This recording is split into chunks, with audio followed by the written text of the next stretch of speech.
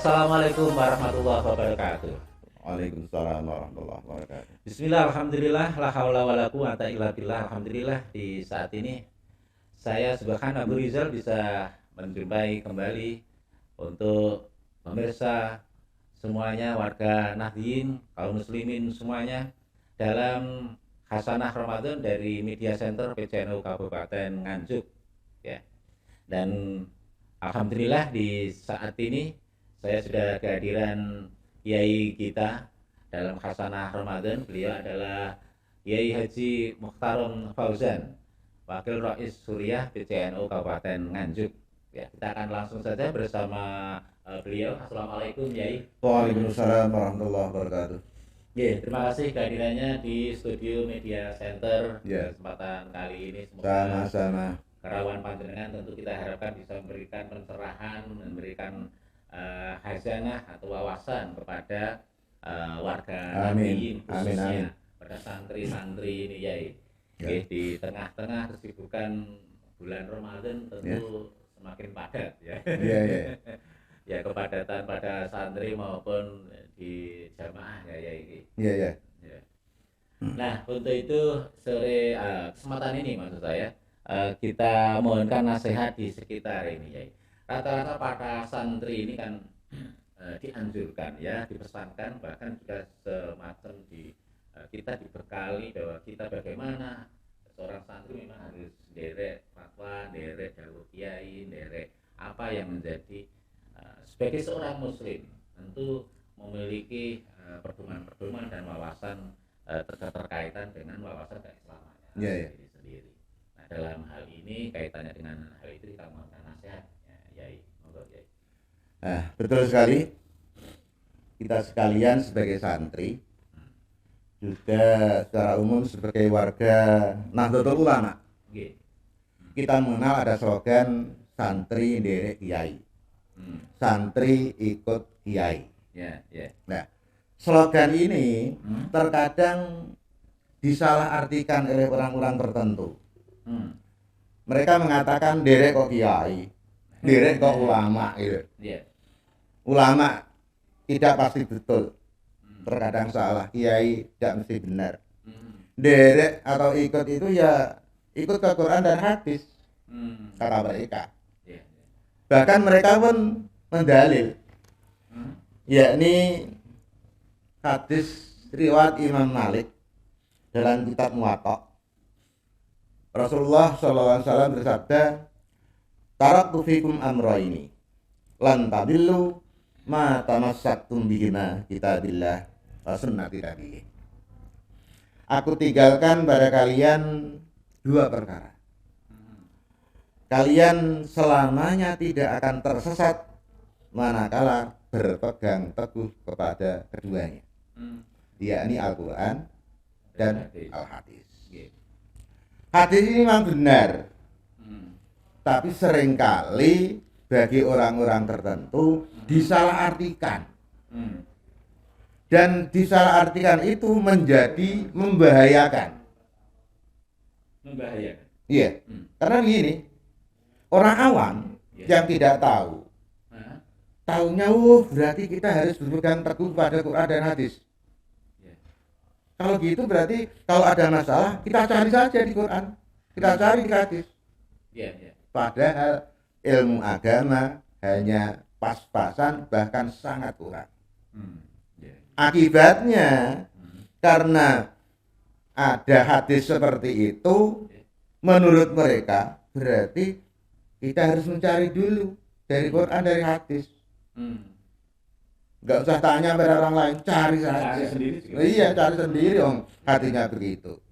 Orang-orang NU santri itu apa kok ngikut kok kiai. Terkadang kita disalahkan. Padahal begini sebenarnya, kita derek kiai, kita derek ulama, itu ada dasarnya. Dasarnya surat An-Nahl ayat 43. Kemudian surat Al-Anbiya ayat 7. Ayat ini hampir sama A'udzubillahi minasyaitonirrajim. Bismillahirrahmanirrahim. Wa ma arsalna min qablika illa rijalan nuhi ilaihim. Ini yang surat An-Nahl 43. Yang surat Al-Anbiya ayat 7 hanya selisih min. Wa ma arsalna qablaka illa rijalan nuhi ilaihim. Yang belakangnya sama. Fas'alu ahlal dzikri in kuntum la ta'lamu. Yang penting yang di belakang ini. Maka tanyalah pada ahli ilmu. Tanyalah pada ulama. Tanyalah pada kiai.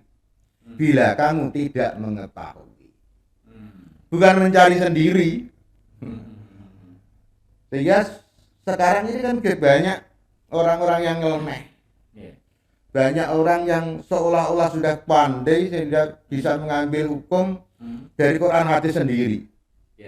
Padahal nggak punya dasar ilmu, sangat kurang ilmunya. Sehingga ini yang berpotensi sangat dikhawatirkan oleh Rasulullah. Fa'aftau bi ghairi ilmin fadallu wa adallu. Mereka berfatwa tanpa dasar ilmu, sehingga mereka tersesat, bahkan menyesatkan orang lain. Nah ini yang bahaya. Iya. Dirinya sendiri juga sesat, apalagi Lah itu yang lebih bahaya.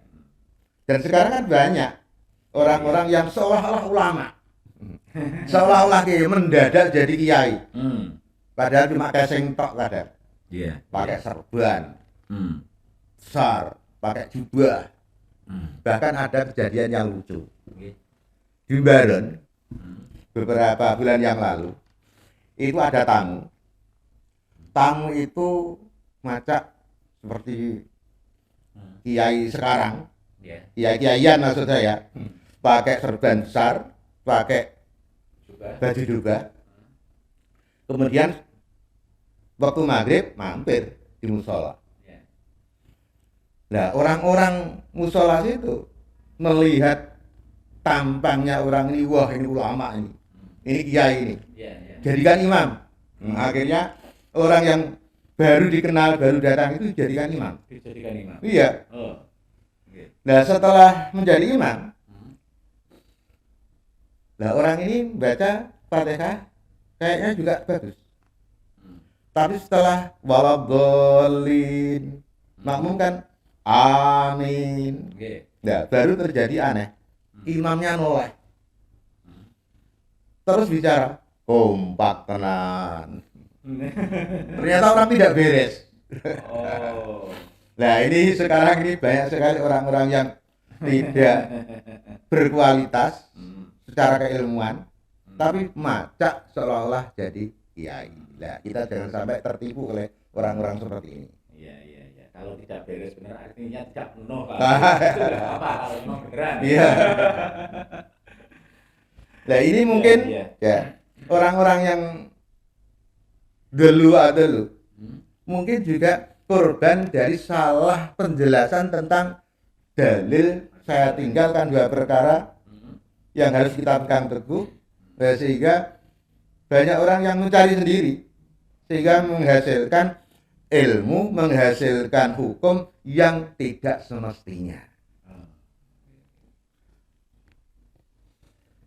Ya, inilah dasar bahwa seseorang Muslim, apalagi dalam wawasan yang masih terbatas ya, ini memang harus lebih kepada bagaimana dia lebih baik derek pada kiai. Iya, betul. Seorang santri memang harus derek kiai karena keterbatasan dari sisi keilmuannya. Iya. Dan itu tidak salah. Artinya ada beberapa tadi yang Yai sampaikan dasar-dasar dari. Ya tadi cuma baru satu ya. Baru satu dari Quran. Dari Quran tadi kan juga merintahkan kita untuk bertanya. Kalau tidak tahu, tanya pada ulama, pada ahlinya. Nah dari perintah ini ada paling tidak satu, kita wajib belajar bagi orang yang tidak mengetahui. Tidak boleh belajar sendiri, tapi harus dengan guru. Dan bagi orang yang tahu, wajib untuk menyampaikan sesuai dengan pengetahuannya. Kalau ngerti. Tapi kalau tidak ngerti, kebetulan ditanya dan masalah itu tidak paham, ya jangan karena gengsi terus jawab. Nah, terkadang kan gitu, apalagi sudah terkenal di mana-mana, ditanya orang, wah, saya kalau nggak jawab gengsi dong. Ya, harus menjawab. Nah, akhirnya ngawur, jadi sudah nggak bener seperti ini. Lantas yang kedua, dengan adanya perintah tanyalah pada orang yang ahli, berarti ada dua orang di sini. Yang satu orang yang tidak mengetahui atau orang yang bodoh.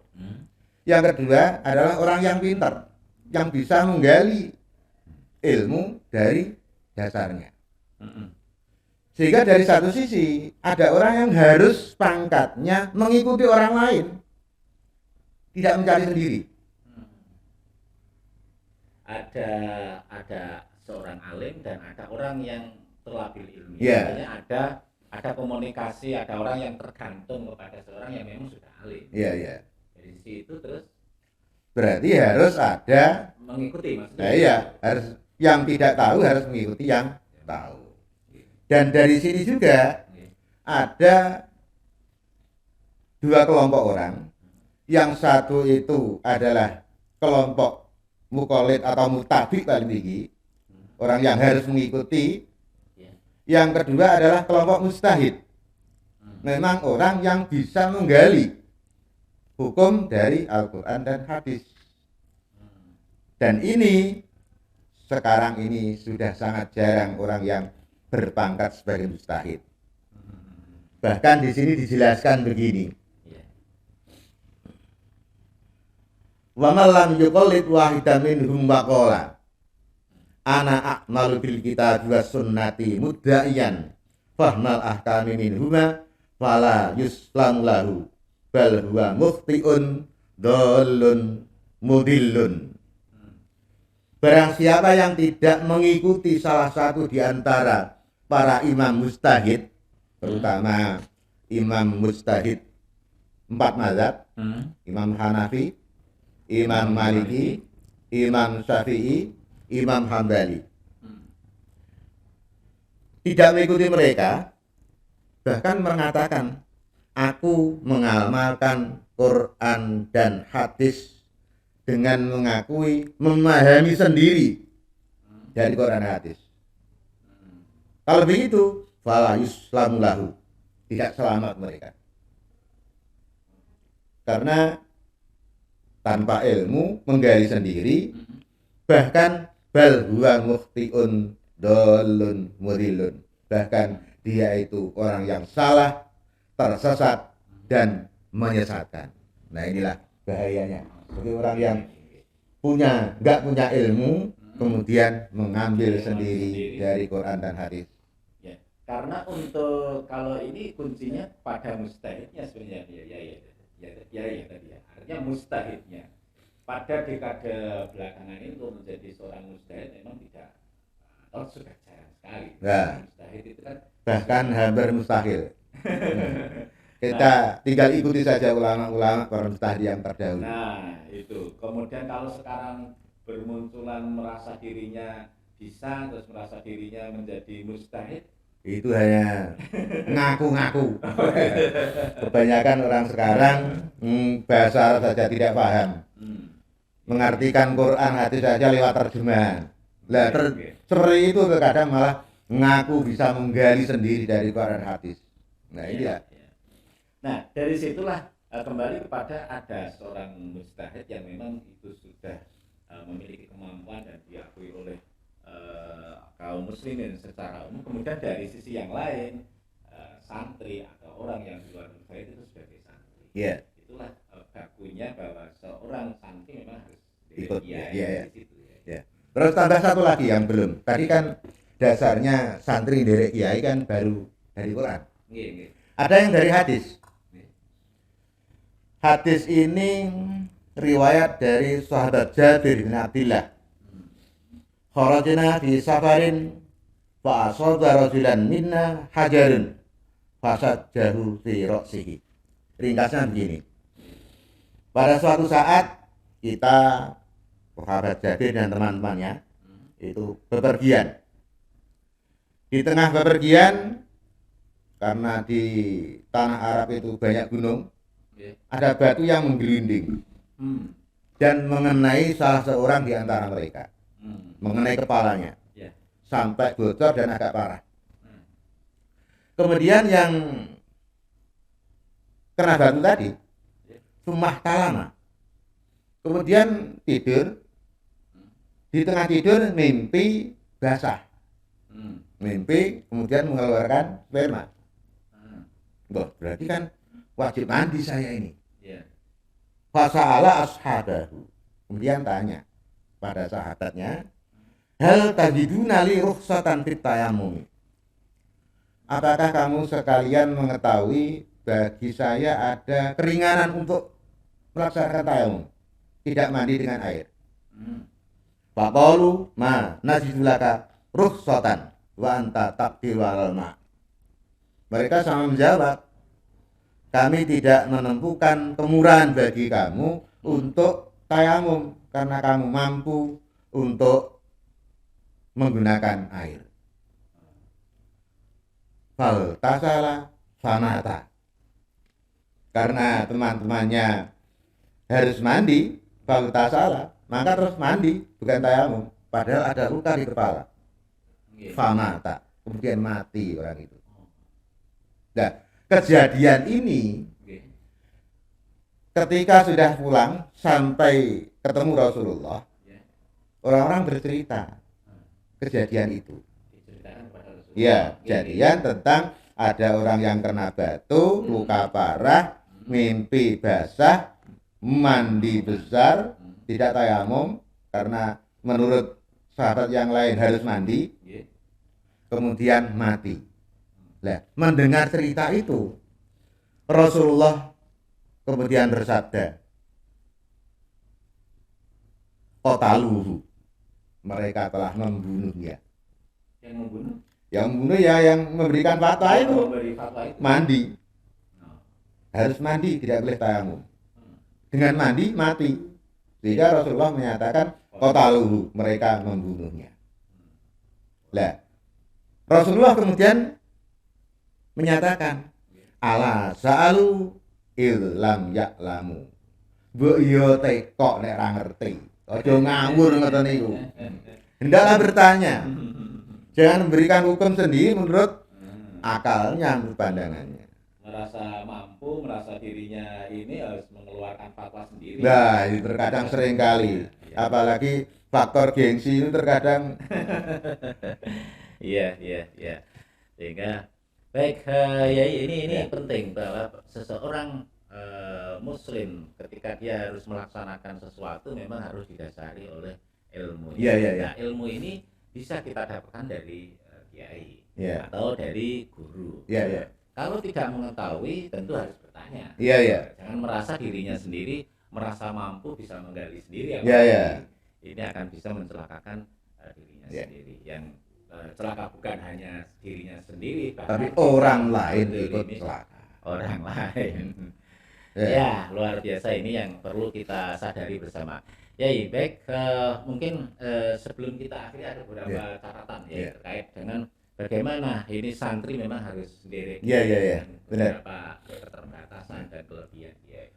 Dengan penjelasan tersebut, maka jelaslah bahwa santri nderek kiai itu bukan karangan sendiri, tapi itu berdasarkan perintah Allah dari Al-Quran. Kita disuruh ikut para ulama, kemudian juga hadis Rasulullah, kita disuruh bertanya pada orang yang tahu, dan orang yang tahu dan ahli ilmu itu tiada lain adalah ulama dan kiai. Tentu bukan sembarang kiai, bukan sembarang ulama. Iya, soalnya sekarang ini banyak sekali orang yang dikiaikan atau ngaku-ngaku kiai, atau ulama-ulamaan, atau diulamakan, atau mengulamakan dirinya sendiri, memacaknya dan lain sebagainya.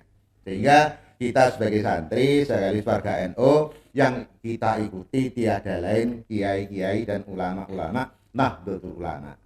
Dan dari segi keilmuan, Kiai NU Masya Allah sangat bisa dipertanggungjawabkan keilmuannya dari gurunya sampai sambung ke Rasulullah SAW.